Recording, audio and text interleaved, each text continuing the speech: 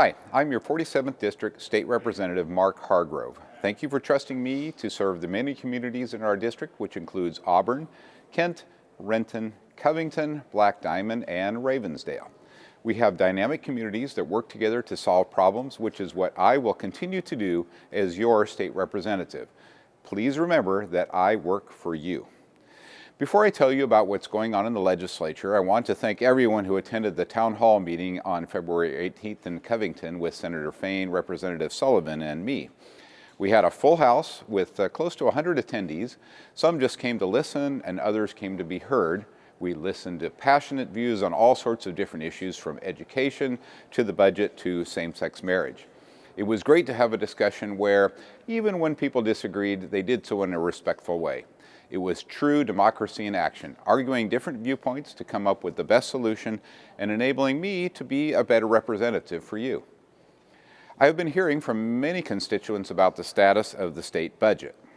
Well, we knew several months ago that we needed to rein in our spending because revenues would be less than expected, and since we are getting tens of thousands of dollars further behind every day we wait, I felt that we should have addressed the budget right away.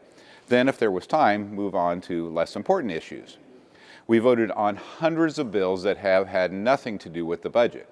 And I think the same-sex marriage bill took up more time than any other bill so far this session. That's why we worked until almost midnight the last several days before the deadline for bills to be out of each chamber. Now, with just 2 weeks left in the session, I am concerned that so much time has been wasted, we have little time to adequately debate the budget that spends a record amount of your money, a revenue increase of $2 billion over last biennium. I am pleased to say that House Republicans decided not to wait for the majority party to put forward a budget and led the way by putting out our budget on February 17th.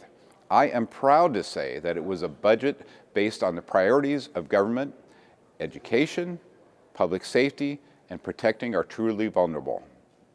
The House Democrats put forward their budget on February 21st, which is very late considering all the bills that go along with implementing their budget. I appreciate how difficult it is to write a budget, but the majority party's budget uses gimmicks like delaying payment of hundreds of millions of dollars to our schools to push the payment into the next budget. This would basically start the next budget off in a deficit. House Republicans didn't use these types of gimmicks and, in fact, would fund education first in a separate budget. We would also fully fund levy equalization that our school districts rely on. There are significant differences between the two budgets. The majority party will ultimately control what budget goes forward, but I'm hopeful they will see the wisdom in our budget and incorporate our ideas into the final product. There are many other differences which I would encourage you to contact me about. Again, difficult decisions were made, but the prioritization in the Republican budget would create a sustainable spending model for years to come. I always welcome your thoughts and ideas on issues as we move forward. Thank you for the opportunity to serve as your local representative.